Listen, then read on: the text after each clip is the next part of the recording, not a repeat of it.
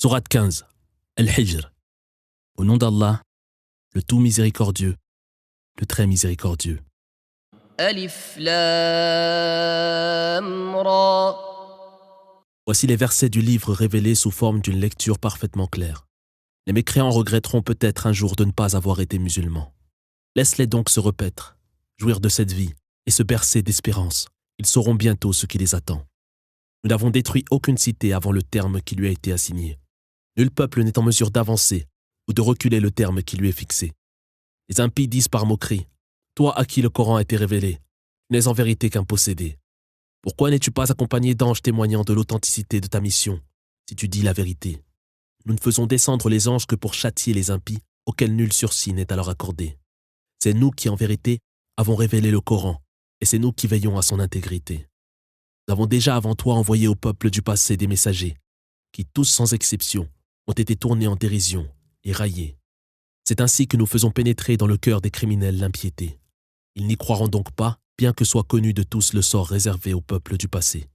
Et si nous avions ouvert à leur intention une porte du ciel, où ils se seraient élevés, ils auraient affirmé, nous sommes la proie d'une hallucination, à moins que nous soyons tous simplement ensorcelés. Nous avons en vérité placé dans le ciel des constellations zodiacales, et l'avons paré d'étoiles, pour ceux qui l'observent avec attention. Et nous l'avons mis à l'abri de tout démon maudit. Certains d'entre eux parviennent parfois à écouter à la dérobée les secrets du ciel, mais sont aussitôt atteints par un météore brillant, parfaitement visible. Quant à la terre, nous en avons fait une vaste étendue, où nous avons solidement planté des montagnes, et où nous avons fait pousser dans une juste proportion une végétation variée. Nous l'avons dotée à votre intention de moyens de subsistance, et nous avons mis à votre disposition des créatures que vous n'êtes pas en charge de nourrir. Nous détenons les trésors de toutes choses, que nous ne dispensons aux créatures que dans une mesure bien déterminée. Nous faisons souffler les vents fécondants, au moyen desquels nous faisons descendre du ciel une eau que nous mettons à votre disposition et que vous êtes incapables par vous-même de conserver. C'est nous en vérité qui donnons la vie et la mort, et c'est nous qui hériterons de la création. Nous connaissons parmi vous les générations passées et les générations futures, qui toutes seront rassemblées par ton Seigneur, infiniment sage et omniscient. Nous avons en vérité créé l'homme d'une argile desséchée et sonore, tirée d'un limon noir et malodorant, tandis que nous avons créé avant lui les djinns d'un feu ardent. Mon Seigneur s'adressa ainsi aux anges. Je vais créer un être humain à partir d'une argile desséchée et sonore, tirée d'un limon noir et malodorant. Lorsque je lui aurai donné une forme accomplie et aurai insufflé en lui mon esprit, vous vous prosternerez devant lui. Tous les anges sans exception se sont prosternés. Quant à Satan, il a refusé de les imiter. Le Seigneur dit, « Qu'est-ce qui t'a empêché, Satan, de te prosterner avec eux ?»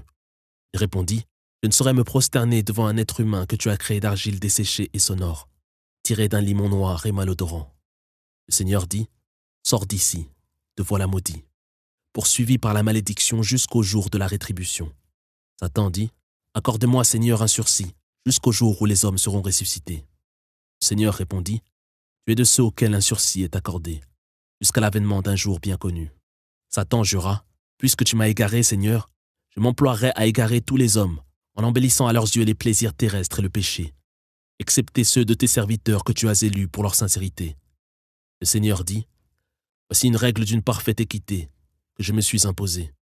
Tu n'auras aucune autorité sur mes serviteurs, excepté ceux qui te suivront parmi les égarés, qui sont tous voués à la géhenne. Celle-ci possède 7 portes. Chacune sera franchie par un nombre déterminé d'années. Ceux qui craignent le Seigneur sont quant à eux promis à des jardins arrosés de sources vives, où ils seront accueillis par ces mots. Entrez-y en paix, vous y vivrez en toute sécurité. Nous aurons retiré de leur cœur toute trace de haine, si bien qu'ils s'aimeront comme des frères, se faisant face sur des lits somptueux. Ils n'y connaîtront aucune lassitude et ne seront jamais chassés de ce lieu. Informe mes serviteurs que je suis le très clément, le très miséricordieux, mais aussi que mon châtiment est des plus douloureux. Relate-leur l'histoire des hôtes d'Abraham, qui se présentèrent à lui en le saluant. La paix soit avec toi. Abraham dit, nous avons peur de vous. Ils répondirent, ne crains rien. Nous sommes seulement venus t'annoncer la naissance d'un garçon plein de savoir. Abraham s'étonna. M'annoncez-vous cela alors que j'ai atteint un âge avancé? Que m'annoncez-vous donc là? Ils dirent, nous t'avons annoncé la vérité.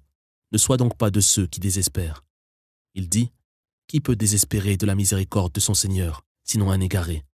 Il ajouta, quel est l'objet de votre visite, envoyé du Seigneur? Ils répondirent, Nous avons pour permission d'anéantir un peuple criminel, à l'exception de la famille de Lot, dont tous les membres seront épargnés. Nous avons toutefois décrété que son épouse serait avec les autres exterminée.